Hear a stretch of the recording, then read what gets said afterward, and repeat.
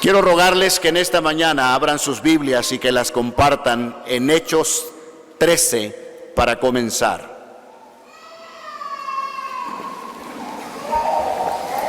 Hechos capítulo 13, por favor.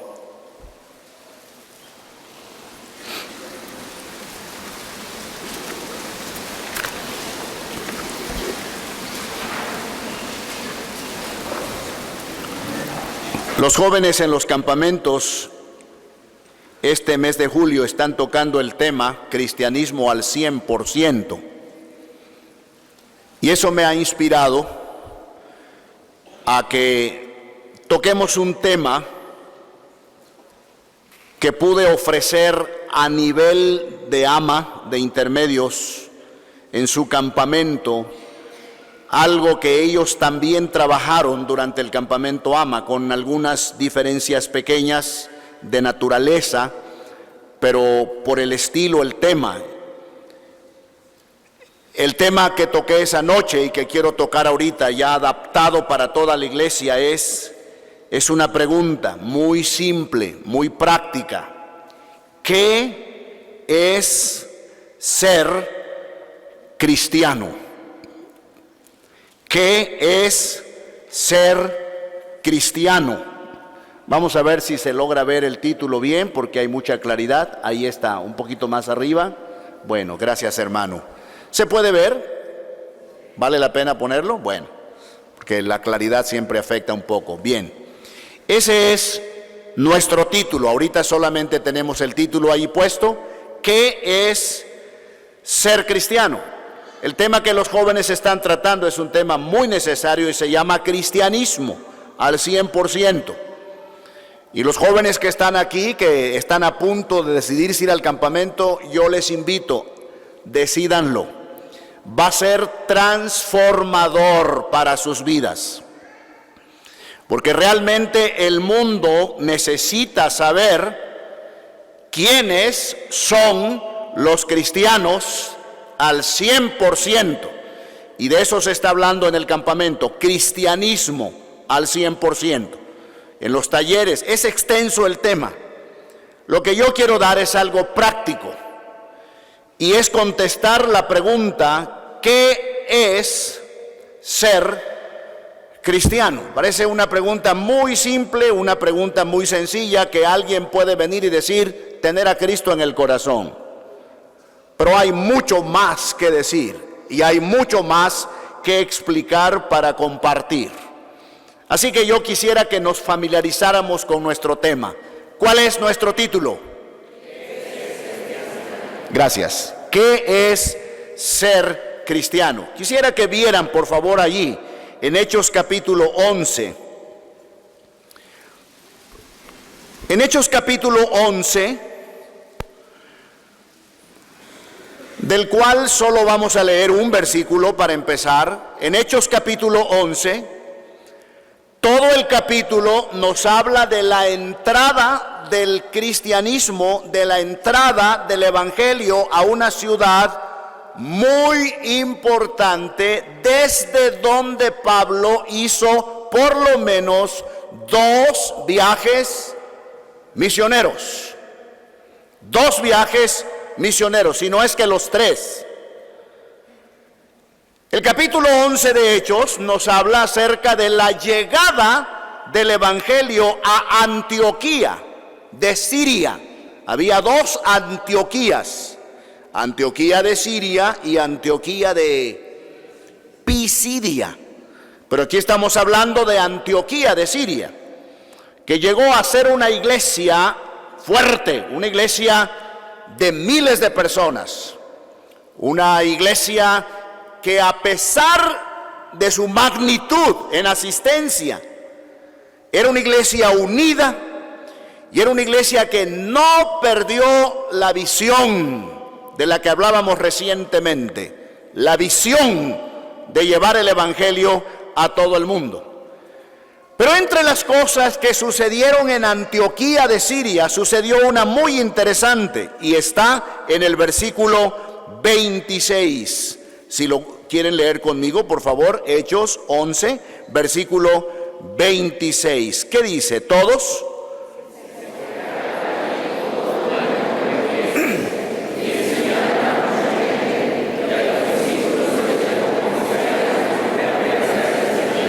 Entonces, ¿cuál es el dato histórico allí en relación con Antioquía?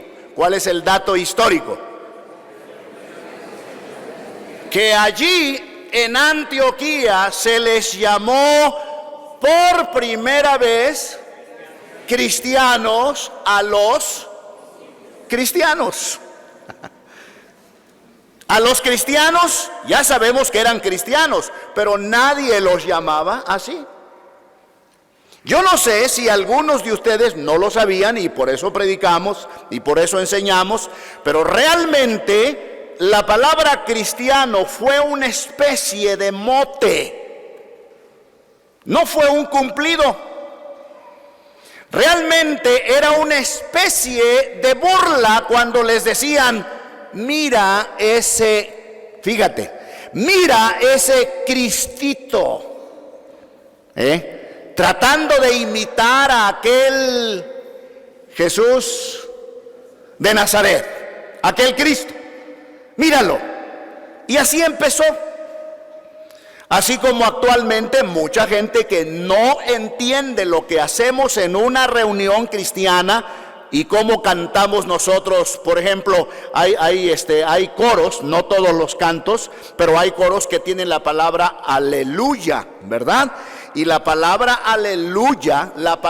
aleluya no significa nada más que, ni nada menos que load a Dios. De manera que cuando una persona dice aleluya, loa a Dios. Y loar es alabar y cantar. Ahora, hay congregaciones que abusan de la palabra. ¿Sí o no? Abusan y para todo usan. Aleluya, ya lo encontré. Aleluya, qué bien que te hay. Y aleluya, y lo dicen 50 veces, no es correcto. No es correcto tomar una palabra así y manosearla. Pero cuando llega el momento, como cuando decimos amén, hermano, cuando alguien está predicando y dice Jesucristo resucitó de entre los muertos, decimos amén. Porque amén quiere decir así sea, así es. En el Antiguo Testamento quería decir así lo haga Dios. Y quería decir así lo diga Dios. Preciosa palabra. Entonces la palabra aleluya significa en hebreo load a Dios. Y mucha gente cree que nos lastima y cree que se burla cuando nos dice a nosotros aleluya, sin saber que al decírnoslo están loando a Dios. Bueno, pero no de corazón, sino de pasadita. Están diciendo que Dios sea loado. Pero bueno, eso como otras críticas que nos han venido, ¿verdad? Por gente que no ha estado con nosotros, que no nos conoce, que ha oído a otra gente y que dicen, no entres ahí porque te va a pasar esto. Y otros cristianos también cometen un error. Le dicen a la gente, entra allí y no te va a pasar nada. Y resulta que entra y le pasa todo.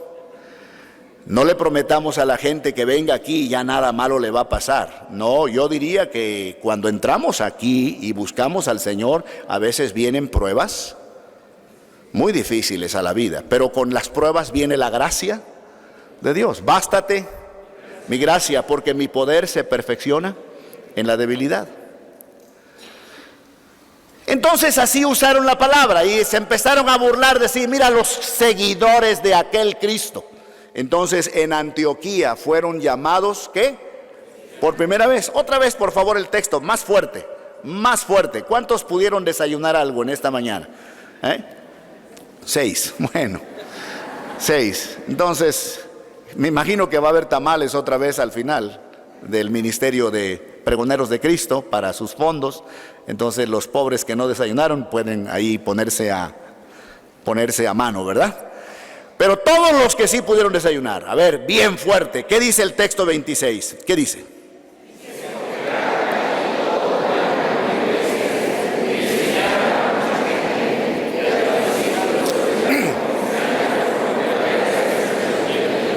Y lo más interesante es que la gente les empezó a llamar así como burlándose, pero ellos con sus vidas empezaron a demostrar que realmente sus vidas se parecían a la vida de Cristo.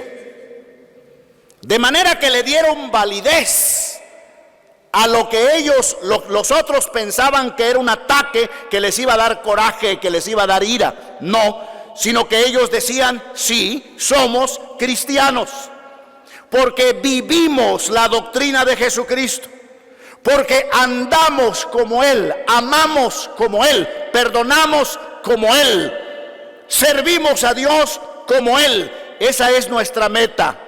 Entonces llegaron a convencer a la gente de que realmente eran cristianos.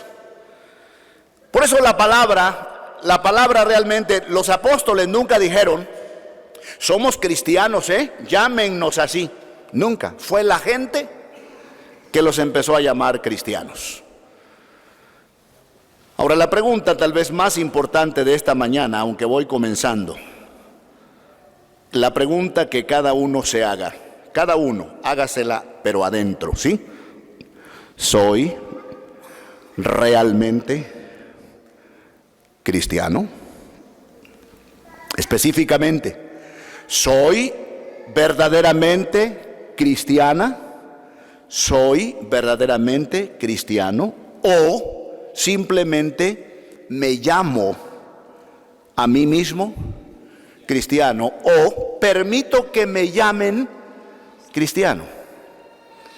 Y la pregunta es, ¿realmente lo soy? Espero en el Señor que al finalizar el tema podamos definir este asunto. Si usted no lo tiene definido, defínalo hoy, se lo ruego. Entonces, ¿qué es ser cristiano? Esa es nuestra pregunta, ese es nuestro título. ¿Qué es ser cristiano? Pero, antes de contestar esta pregunta, aunque lo que viene abajo de la pregunta, pero antes de contestarla, quiero hacer algo que es muy bueno. Para que no haya confusión, para que no haya nada de confusión, primero vamos a definir lo que no es ser cristiano. ¿Qué es lo que vamos a definir primero? Exacto, para no confundirnos, para que nadie se confunda. Primero vamos a tratar de derribar los falsos conceptos de cristianismo. Primero vamos a ver lo que no es ser cristiano. Por eso la pregunta que sigue es, ¿qué no es?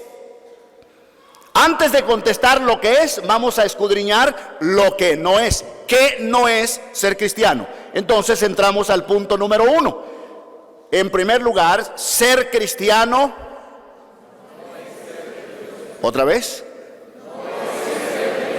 No es ser religioso. No se confunda. No se confunda. Una persona puede tener una religión y después cambiarse a otra y después no gustarle cierta modalidad y cambiarse a otra religión porque le parece más novedosa, y luego viene una religión oriental y se cambia a ella, luego surge otro por allá y siempre anda probando religiones, o bien está en una religión toda su vida creyendo que esa religión lo hace cristiano y lo pone en comunión directa con Dios y se queda en esa religión. Pero escuche esto, ser cristiano no es ser religioso. Hay mucho que decir, pero es todo lo que quiero decir de esto. Hay puntos más importantes. Segundo, ser cristiano no es ser moralista. Un moralista es uno que pelea y lucha a favor de la moral. Y esos me caen bien y nos deben caer bien, porque realmente necesitamos hoy más que nunca, voces que se alcen, personas que se levanten contra toda la inmoralidad existente en México y en el mundo entero, en todos los campos que ya hemos señalado muchísimas veces desde este púlpito. Es importante que haya moralidad, pero tenemos que reconocer que una persona, por muy moral que sea, no precisamente por eso es cristiano. Que vaya quedando claro. ¿Es usted moral? Ahí va mi mano, le felicito. Y no porque me ponga como un ejemplo de moral, sino me pongo a favor del tema de la moralidad que los cristianos debemos practicar. Nosotros lo llamamos de otra forma. Nosotros lo llamamos espiritualidad verdadera. Tampoco lo llamamos santurronería. No lo llamamos el ponernos una aureola, no lo llamamos el cruzar nuestras manos tipo santo de los que pintan, porque los santos del Nuevo Testamento no eran así, ni andaban así, no es cierto. Estamos a favor de la moral, pero tenemos que reconocer que ser cristiano no es ser un moralista.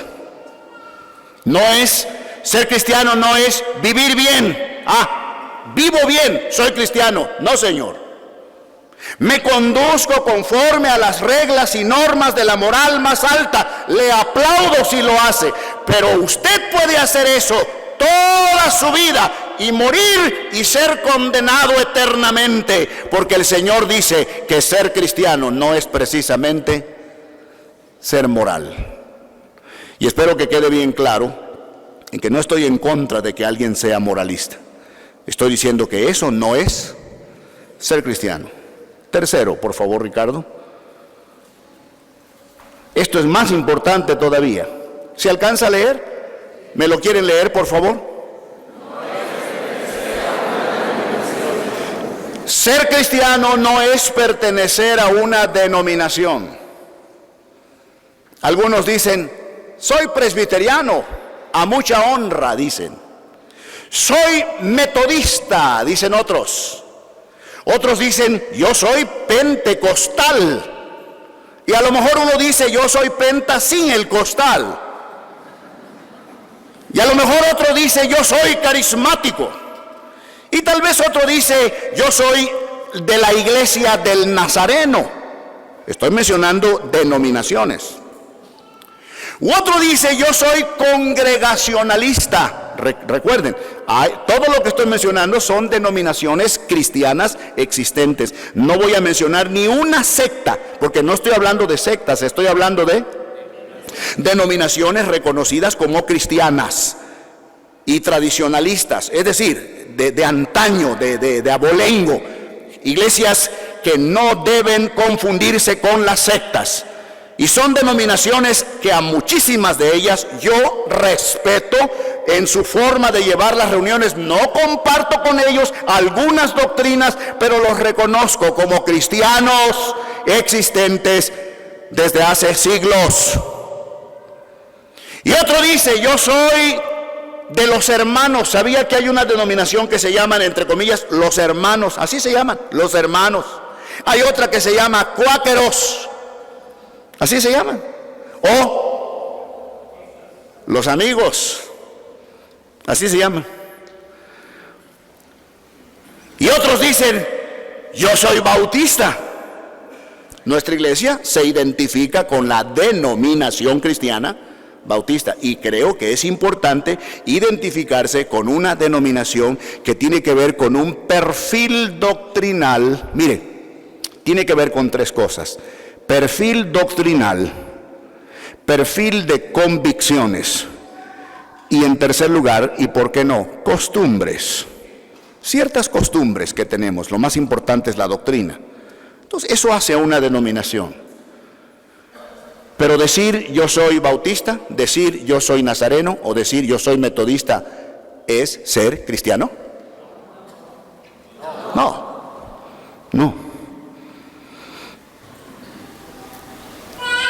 Eso sería tanto como decir, ya entré a esta cochera, ya soy coche. Absurdo. Ninguna persona se convierte en auto por entrar a una cochera. Ninguna persona se convierte cristiano por nacer en la casa de un cristiano. Y hay hermanos que dicen, ¿es usted cristiano, hermano? Sí, de cuna. ¿Cómo que de cuna? Lo que quiere decir es, nací en un hogar donde mis familiares, cuando yo nací, eran cristianos. Ah, eso sí. Pero nací cristiano, ¿soy cristiano de cuna o de cunero? No hay eso. No hay eso. Nadie se salva porque el papá sea salvo. Nadie se salva porque la mamá sea salva. Cada persona tiene que llegar a tomar su propia decisión ante Cristo Jesús. Bíblicamente. La Biblia es un libro donde se nos muestran las decisiones. 3,000 tomaron su decisión en el día de Pentecostés, y eran la mayoría gente adulta que se dieron cuenta por el mensaje de Pedro, el apóstol, que Cristo era el único Salvador y el único camino, y lo aceptaron como en su corazón, y ese día se convirtieron, y ese día fueron bautizados. Entonces, ser cristiano, vamos a hacer un repaso. Ser cristiano no es ser religioso, no es ser moralista, no es pertenecer a una denominación. Ser cristiano no es ser descendiente de cristianos. Y eso ya tocó en lo anterior, ya lo tocamos junto con el anterior. Entonces pasamos al otro. Este es un problema. Esto es mucha confusión. Ser cristiano no es creer en Dios. ¿Creemos en Dios? ¿Creemos en la existencia de un ser supremo, árbitro? Se olvidó, me quedó mal. Lo acaba de predicar en el campamento Éfara, pero con una energía tremenda, y definió todo lo que creemos acerca de Dios el Padre. Dice que es árbitro supremo del universo y hacedor de todas las cosas. Amén, porque creemos en Dios. Pero miren, Santiago, libro de Santiago, por favor.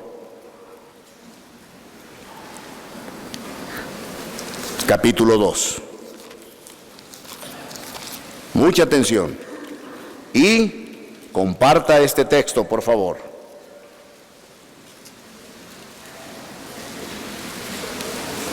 Comparta este texto. Santiago capítulo 2.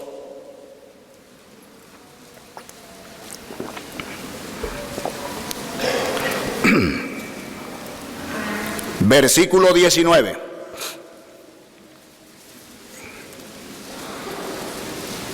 Santiago 2:19. Unidos todos, por favor, que se oiga, por favor, la voz de todos. ¿Qué dice Santiago 2:19? ¿Todos? Tú crees que Dios es uno. Bien haces. También los demonios creen y tiemblan. Otra vez más fuerte. Tú crees que Dios es uno. Bien haces.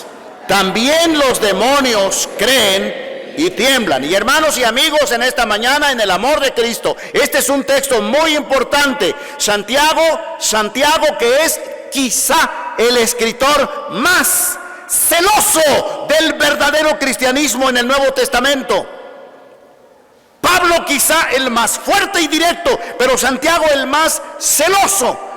Le caían mal a Santiago los cristianos pusilánimes, los que decían y no hacían. Por eso es Santiago el que dice: sed hacedores de la palabra y no tan solamente oidores, engañándoos a vosotros mismos. Es él quien lo dice. En estos 5 capitulitos tremendos, aquí está un texto donde dice, le habla a cristianos que andaban viviendo incorrectamente y les dice: ¿tú crees que Dios es uno? Y luego viene una ironía: bien haces. Es una ironía. Bien haces. Y luego dice: también los demonios creen, y no solo creen, tiemblan. ¿Saben qué quiere decir eso? Satanás y los demonios saben muy bien quién es Dios.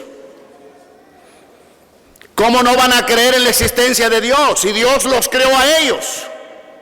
¿Cómo no van a creer en la existencia de Dios si por la mano de Dios fueron lanzados del cielo?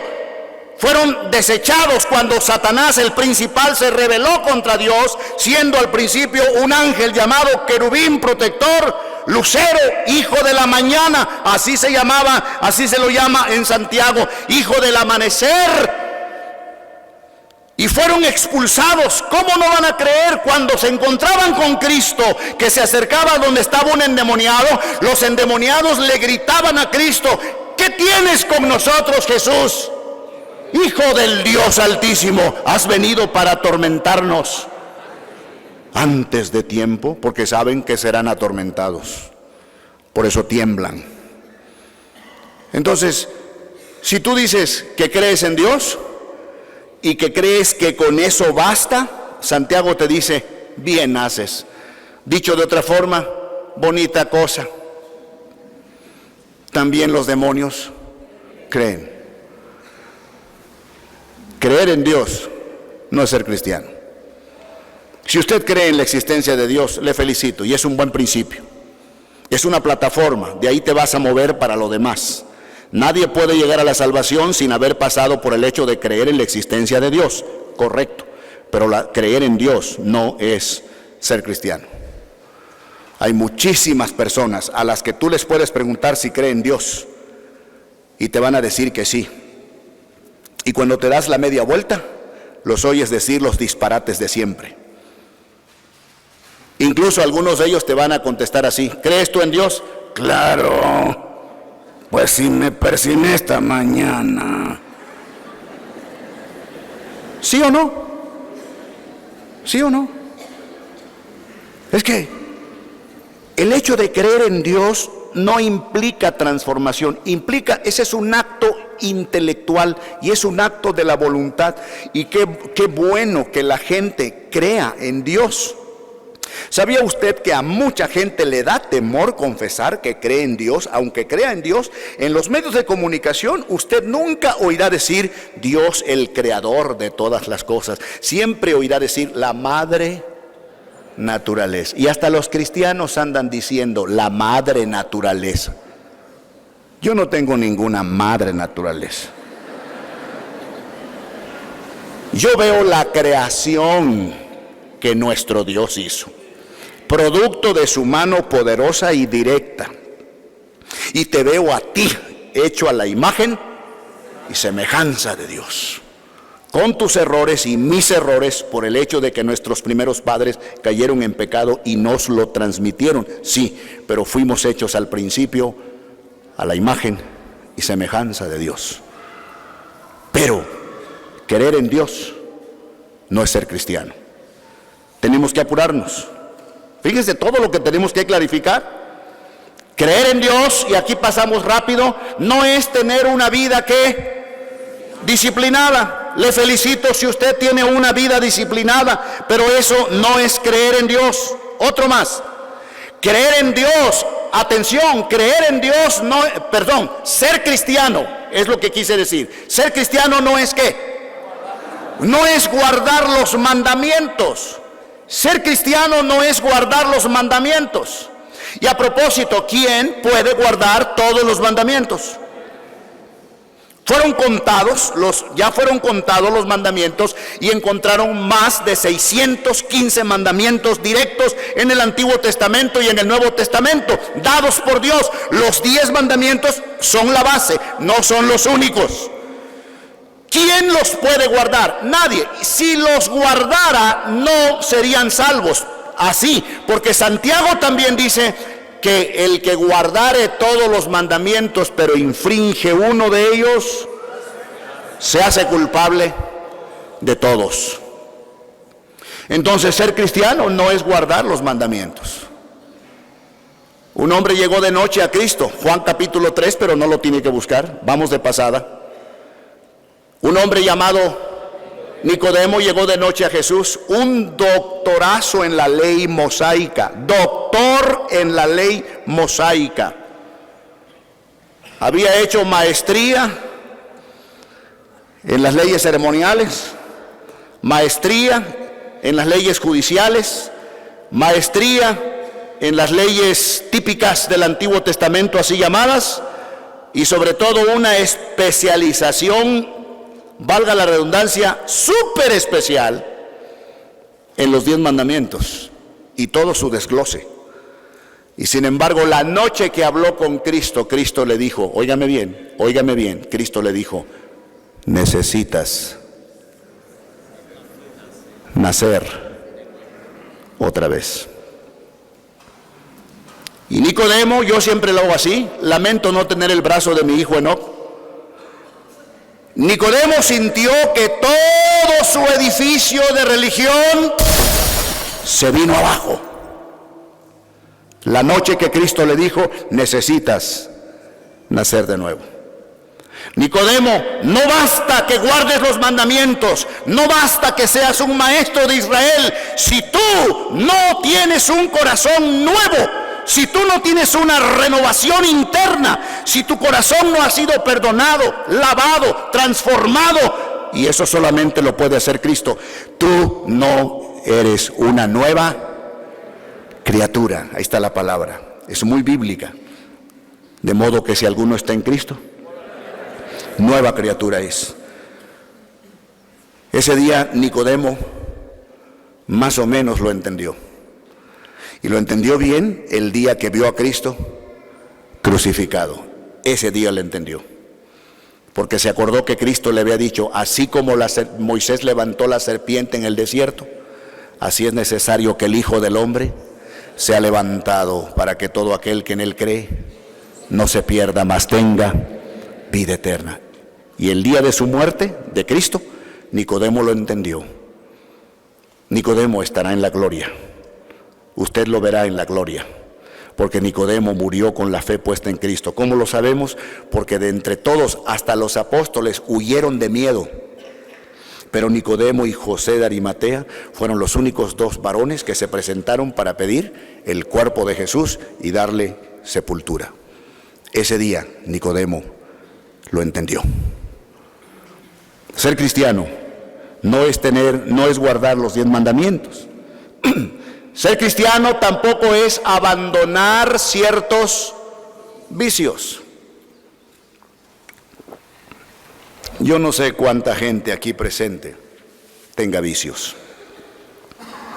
Y son muchos los vicios.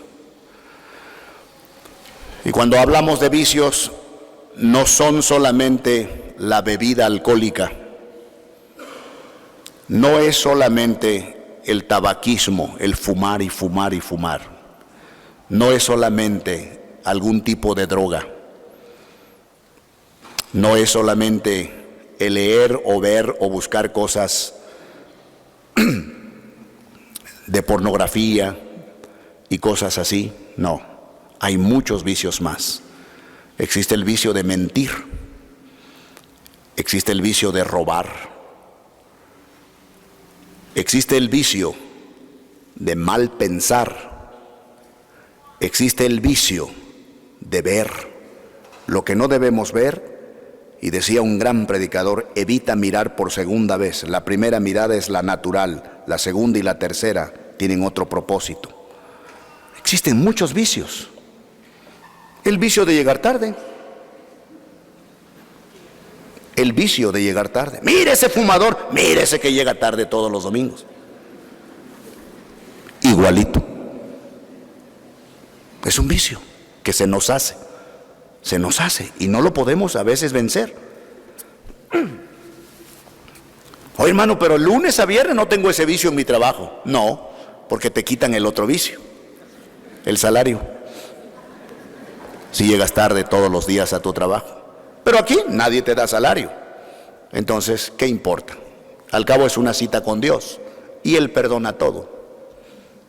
Ese es el pensamiento equivocado. Pero hablemos de los vicios en sí. Qué bueno que una persona diga: de ahora en adelante me venceré el tabaco porque está destruyendo mi cuerpo. De ahora en adelante dejaré la bebida. Ayúdenme, por favor. Entraré a un centro donde me ayudarán, me darán terapias. Qué bueno, le doy un aplauso. Y qué bueno que el joven drogadicto diga: basta ya de esa vida. Y qué bueno que el homosexual, o que la lesbiana, o que la prostituta, o que los hombres mañosos que están buscando esas cosas, qué sé yo, digan un día: basta ya de fornicación, de adulterio y de cosas semejantes. Con la ayuda de Dios lo dejaré. Correcto, y yo les aplaudo. Pero usted puede dejar todos los vicios habidos y por haber, y sin embargo no ser cristiano, porque ser cristiano no es podarse, no es una poda. Es como si usted se para frente a un naranjo y le corta todas las naranjas, todas, hasta las chiquititas, hasta la flor. Ya que lo quitó todo, se sacude las manos y dice: ya está, ya no es naranjo, ahora es durazno. ¿Qué va a dar ese árbol el año que entra? Porque su naturaleza no ha cambiado desde su raíz, y volverá a dar naranjas, excepto que Dios hiciera un milagro de arriba y lo transformara de naranjo en durazno. Entonces sí, lo creo, porque Dios lo puede hacer si quisiera. Así es la vida. El hecho de dejar esto, dejar lo otro, dejar aquello y luego sacudirse y decir: ya soy cristiano, es falso. Pero un milagro directo de Dios en tu corazón, que te cambia y te perdona y te transforma, eso sí te convierte en un nuevo árbol con nuevos frutos. Entonces, ser cristiano no es abandonar vicios. Ser cristiano tampoco es llamarse cristiano, y ahí pasamos, ya lo hemos dicho. Y la última: ser cristiano no es hacer buenas obras. ¿Cuánta gente en el mundo entero está engañada? Y lo digo con amor, no te ofendas, por favor, aunque hay un dicho que dice que la verdad no peca, pero incomoda. Eso no está en Segundo de Crónicas. Eso lo dice la gente y es verdad. No porque no esté en la Biblia va a ser mentira. La verdad no peca, pero incomoda. Tal vez te puede incomodar lo que te diga, pero tal vez tus papás, tus muy queridos abuelos o bisabuelos, o tus religiosos te enseñaron que la salvación se obtiene por obras y que tú llegas a ser un buen cristiano por tus buenas obras. No es cierto. Mira lo que dice Dios, Efesios 2. En la Biblia, Efesios 2.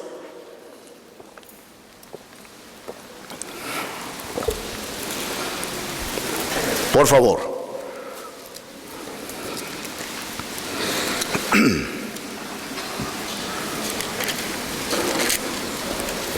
Qué tremendo texto. Efesios 2, versículos 8 y 9. Clarito, por favor, y fuerte, y comparta su Biblia. Esta es la bendita palabra de Dios. ¿Qué dice Efesios 2, 8 y 9? ¿Todos? Porque por gracia sois salvos, por medio de la fe. Y esto no de vosotros, pues es don de Dios, no por obras, para que nadie se gloríe. Otra vez los dos textos. Porque por gracia sois salvos, por medio de la fe. Y esto no de vosotros, pues es don de Dios, no por obras, para que nadie se gloríe. La salvación no es por obras. Esto es, miren, esta es la Biblia. Esta es la Biblia. Aquí en mi mano derecha, esta es la Biblia. Y aquí tengo la lógica. La Biblia es más importante que la lógica, no por obras. Sin embargo, déjenme usar la lógica también. Ya usé la Biblia, que es lo más importante. Ahora voy a usar la lógica. Si tus buenas obras y si mis buenas obras me salvaran, y si la salvación se tratara de que aquí en la tierra, mientras estamos, tus obras buenas pesaran más que las malas, y te perderías y te condenarías si las obras malas pesaran más que las buenas, si fuera así, entonces, ¿para qué la muerte de Cristo? Lógica. ¿Para qué? ¿Para qué las espinas? ¿Para qué los azotes? ¿Para qué los clavos? ¿Para qué el derramamiento de esa preciosa sangre en la cruz? Las 6 horas de aquella tarde terrible. ¿Para qué el derramamiento de sangre en el huerto de Getsemaní cuando sus vasos se rompieron y le brotó sangre en todo el cuerpo? ¿Para qué? Si la salvación es por obras, Dios hubiera dicho desde los cielos, así cuando habló, cuando Cristo se bautizó, Dios hubiera dicho, hagan buenas obras. Pero no, Él dijo, porque de tal manera amó Dios al mundo, que ha dado a su Hijo unigénito, para que todo aquel que en Él cree no se pierda, mas tenga. Entonces la salvación está en Cristo.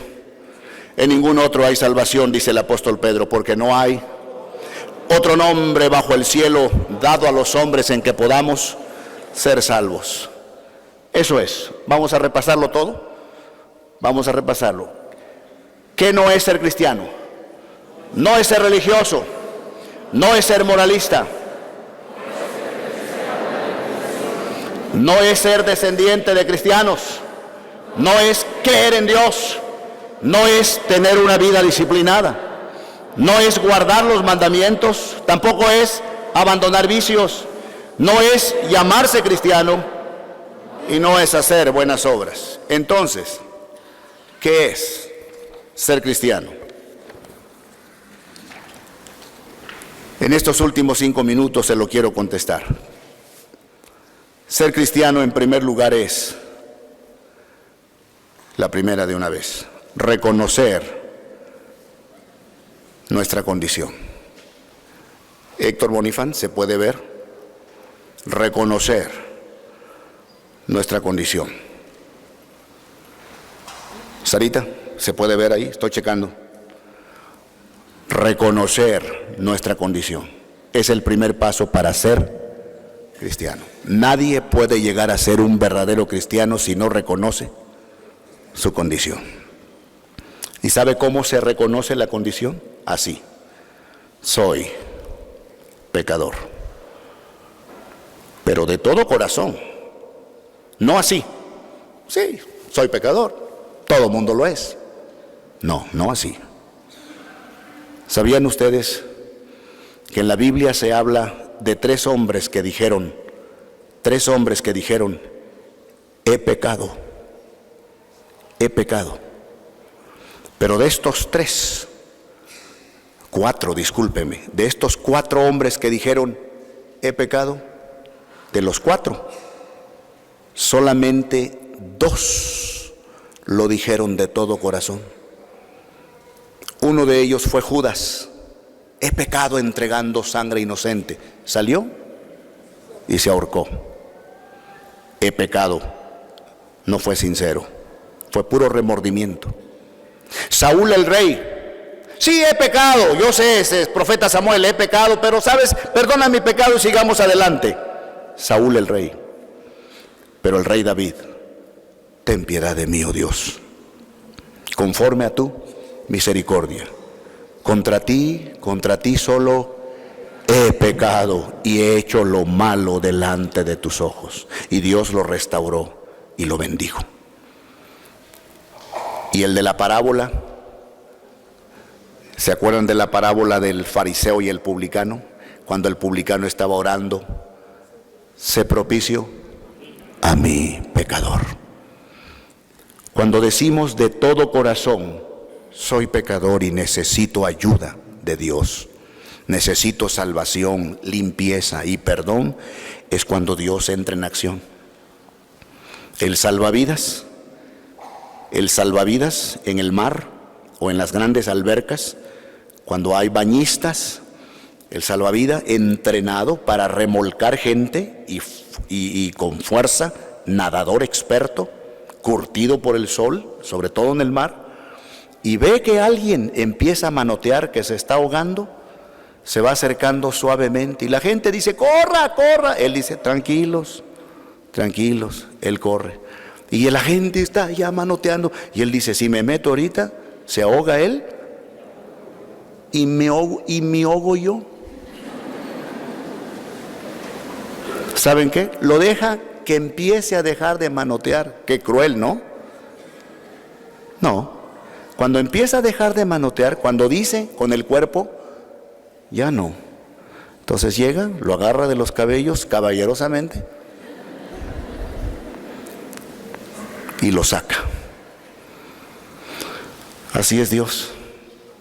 Cuando tocamos fondo y cuando de verdad le decimos a Dios, ya no puedo, dejaré de manotear, dejaré de hacerlo con mis propios fuerzas y medios, entonces Dios dice, ahora sí, yo soy tu salvavidas, yo te rescato y te saco completamente. Entonces, reconocer nuestra condición. Segundo, arrepentirnos de todo corazón.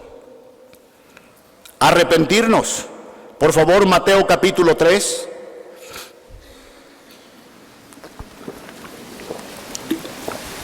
Quiero que vean algo, esto va a ser muy rapidito, pero quiero que lo vean, no quisiera que perdiéramos esta bendición. Quiero que sepan que Juan el Bautista, como Cristo Jesús, comenzaron su ministerio así. Juan el Bautista en Mateo capítulo 3, versículo 2, dice, léanlo conmigo el 2, leo el 1 y ustedes leen el 2, se juntan conmigo en el 2, Mateo 3, dice, en aquellos días vino Juan el Bautista predicando en el desierto de Judea, todos, y diciendo, arrepentíos, porque el reino de los cielos, ¿cuál fue la primera palabra que usó? Arrepentíos, arrepentíos. Y luego en el capítulo 4, pero el versículo 17, ¿cómo comenzó Cristo su ministerio? ¿Cómo comenzó su predicación? Todos, 4:17 de Mateo, todo. Desde entonces comenzó Jesús a predicar y a decir, arrepentíos, porque el reino de los cielos. Qué interesante que los dos más grandes hombres que comenzaron sus ministerios casi paralelamente comienzan igual, con el mismo mensaje. ¿Cuál es? Arrepentíos. Y yo le quiero decir una cosa, que arrepentimiento no es remordimiento por haber hecho el mal. Arrepentimiento no es castigarse el cuerpo. Arrepentimiento no es inclinarse y confesarle tu pecado a un pastor o a un religioso. Arrepentimiento no es decir, ay, me equivoqué solamente. Arrepentimiento no es hacer mandas. Arrepentimiento no es caminar kilómetros descalzos o de rodillas. Arrepentimiento es un cambio de mente, un cambio de corazón. Es haber estado caminando en dirección equivocada, reflexionar, girar y caminar en el sentido contrario hacia el Señor. Arrepentimiento es una decisión de la mente, de la voluntad y del corazón, no de las emociones. Arrepentimiento es decir, he pecado, necesito perdón, sé que Cristo murió por mí. No es esperar mi tiempo. Muchos dicen, estoy esperando mi tiempo. ¿Sabes qué estás esperando? Y no es broma. Estás esperando tu condenación sin saberlo. Si te mueres así, sin arrepentimiento de tus pecados. No estés esperando sentir algo. Es que dicen que se siente bonito, que llora uno. No es verdad. El llorar es otra cosa. Eso tiene que ver con nuestros temperamentos y estados de ánimo. Y no es malo llorar. Lloramos cuando sentimos aquello, pero hay gente que pasa sonriendo a aceptar a Cristo. Hay gente que pasa seria, hay gente que pasa, depende de su temperamento. No es el externo lo que cuenta, es el corazón, es lo interno lo que cuenta. Entonces, arrepentirnos, pero de todo corazón, es ser cristiano. En tercer lugar, aceptar que Cristo murió por nosotros. Por, la palabra más importante ahí es porque habla de que Él lo hizo en tu lugar. Eso me habla de que la corona de espinas era para mí, no para Él, porque yo pequé. Eso me habla de que el madero y los clavos eran para mí y para ti, no para Él, porque Él no pecó, yo pequé, pero Él lo tomó todo por ti. Y en cuarto lugar, ser cristiano es recibirlo a Él, ¿dónde? en el corazón. Recibirlo es dejarlo entrar, abrir las puertas de nuestro corazón. Por eso está un texto que la primera vez que vino a la campaña a Héctor, tu apellido, dámelo fuerte, tu apellido, Orozco. En Semana Santa, cuando vino Héctor, esa noche me dijo que el texto que había impresionado más su corazón, no olvido eso, Héctor, el texto que había impresionado más su corazón era Apocalipsis 3:20. He aquí yo estoy a la puerta y llamo. Si alguno oye mi voz y abre la puerta, entraré a él y cenaré con él y él conmigo. Entonces, recibir a Cristo es ser cristiano. Y por último, vivir como Él. Y vivir como Él es ser cristiano. No que eso sea la salvación. La salvación es recibirlo. Pero el resultado de la salvación es cuando empezamos a vivir como Él. Y por eso, no lo busquen, pero en 1 Corintios 11:1 dijo el apóstol Pablo: sed imitadores de mí, así como yo de Cristo. ¿Quieres ser cristiano? Vamos a lo práctico ya. ¿Quieres ser cristiano? Haz esto. No lo anterior, haz esto. Primero, reconoce tu condición, pero de veras. Segundo, arrepiéntete. Tercero, acepta que Él murió por ti. Cuarto, ábrele tu corazón. Y quinto, vive como Él. Puestos en pie, por favor.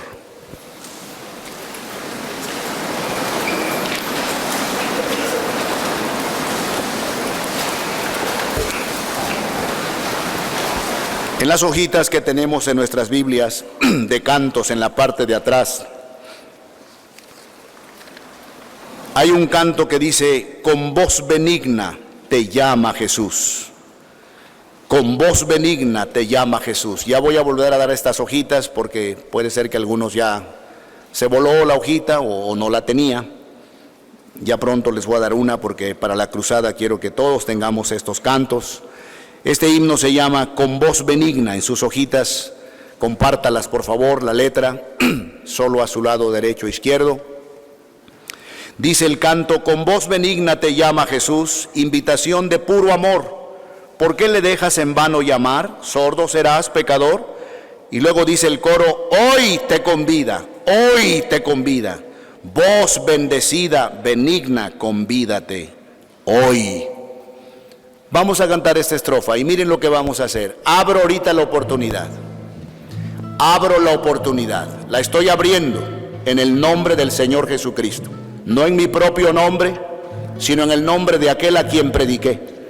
Abro en este momento la oportunidad para que usted, querida dama, usted, amado caballero, usted, apreciado joven, usted, señorita, cualquier persona que está aquí, que ha comprendido este tema, pero no solamente lo ha comprendido, sino que lo ha asimilado y lo siente como suyo y se siente parte de él y decir: yo necesito eso, yo necesito esa transformación interna, yo quiero ser un verdadero cristiano o cristiana. Si usted lo quiere hacer y quiere hoy venir a Cristo, quiere tener un encuentro espiritual con Él, yo le invito que al estar cantando este himno, donde quiera que usted esté, no importa si está en las partes de más atrás, no importa, camine, salga, venga, como con mucha frecuencia gente lo ha hecho, docenas y docenas de personas a través de los meses lo han hecho. Venga aquí arriba, súbase, aquí donde está su servidor. No le voy a preguntar nada, no le voy a hacer examen de lo expuesto, de ninguna manera. Solo le pido que venga y esa será la señal de que de verdad usted le abre a Cristo su vida hoy y que usted quiere comenzar una vida cristiana verdadera hoy, con su fe puesta en Cristo. No le estoy invitando a ser miembro de esta iglesia, ojalá que lo fuera, no lo niego. El anhelo no lo niego, pero ahorita no se trata de eso. No se trata de que usted se inscriba y esté comprometido. No, la salvación no está en eso. Ni se trata de hacer una promesa de vivir mejor. Dios no quiere promesas. Dios quiere entrega. Él es el que va a hacer la obra en mí y en ti, no nosotros. Por eso al cantar, el que diga quiero aceptar a Cristo como mi Salvador, salga y venga, por favor. Es todo lo que tiene que hacer. Le invito en el nombre de Cristo Jesús. Jóvenes, mientras cantamos, puedes venir al frente, quien quiera que sea. Iglesia, cantemos. Con voz benigna que yo. Ven a Cristo. Ven.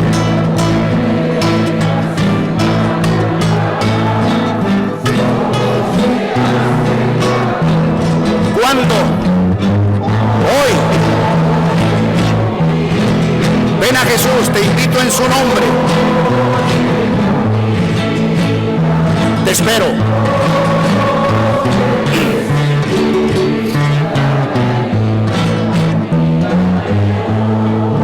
Qué preciosa la segunda estrofa. Fíjense lo que dice: a los cansados convida Jesús, con compasión mira el dolor, tráele tu carga, te bendecirá, te ayudará el Señor. Qué hermosa estrofa. Cantemos esa segunda estrofa y todavía es tiempo que usted puede salir de su lugar y pasar, indicando que le abre su corazón a Cristo Jesús. Pase, por favor. A los cansados.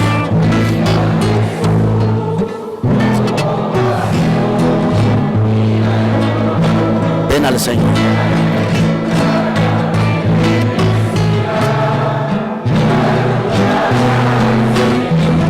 Ven con toda confianza.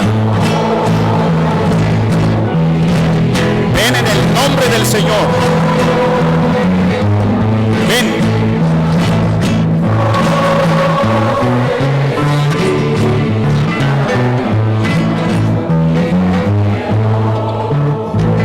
Dice la tercera estrofa, hermanos: siempre aguardando contempla a Jesús, tanto esperar con tanto amor, hasta sus plantas ven, mísero, y trae tu tentación, tu dolor. Si Dios ha tocado tu corazón, y eso solo tú lo sabes. Yo prediqué, eso fue todo lo que yo hice. Pero si Dios tocó tu corazón, y si sabes que Dios te está hablando, ven. No dejes que el temor, no dejes que el nerviosismo te gane, no dejes que la duda te mantenga en tu lugar. Si crees que Jesucristo te puede transformar y hacerte un verdadero cristiano para su gloria, ven en este momento en que cantemos esta tercera estrofa. Sal de tu lugar, como nuestra querida hermana, esta señorita, vino. Ven en el nombre de Cristo. Ven al frente, aquí te espero. Cantamos la tercera estrofa, por favor.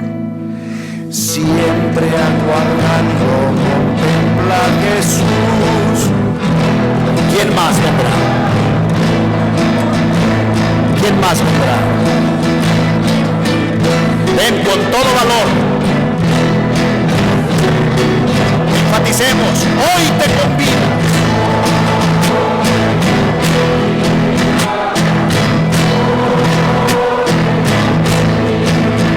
Ven a Jesús.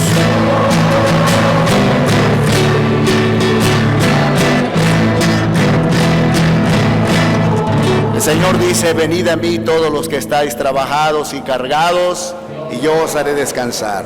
¿Saben qué, hermanos? Me doy cuenta que este canto se va muy rápido.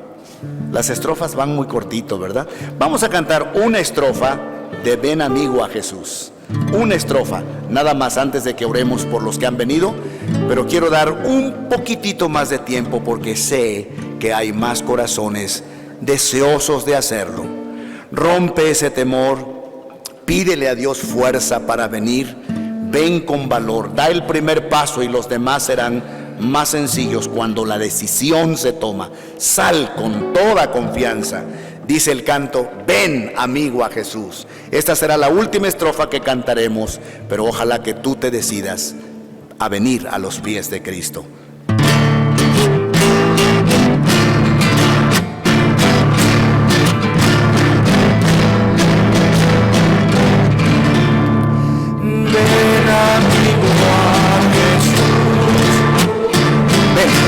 Dios te bendiga. ¿Quién más? No te presiono, te invito. Si Dios está tocando tu alma, ven. Para darte perdón, abre tu corazón y dulce paz tendrás. Día fatal vendrá cuando no habrá lugar. La puerta se abre hoy. ¿Quién más vendrá? Ven a Cristo. Pues despreciaste hoy, acepta pecador, la salvación de Dios. Bendito Padre que estás en los cielos, te alabo y te agradezco por lo que tú has hecho en cada corazón, en todos, porque tu palabra nos edifica a todos, pero especialmente en estas almas que han venido para buscar no una religión, sino un encuentro de fe y espiritual con tu Hijo Jesucristo, nuestro Salvador bendito. Te ruego sabiduría para el consejero y las consejeras que van a orar con ellos a solas, para que les puedan guiar a concretar esa bonita decisión. Y te pido, Padre, que aquellos corazones que van con la semilla sembrada solamente, esa semilla germine pronto en sus vidas. Y te pido una bendición grande por tu pueblo, por tu iglesia, en el nombre precioso de Jesucristo. Amén. Tomen asiento, hermanos, y pasen, invítenlos a orar.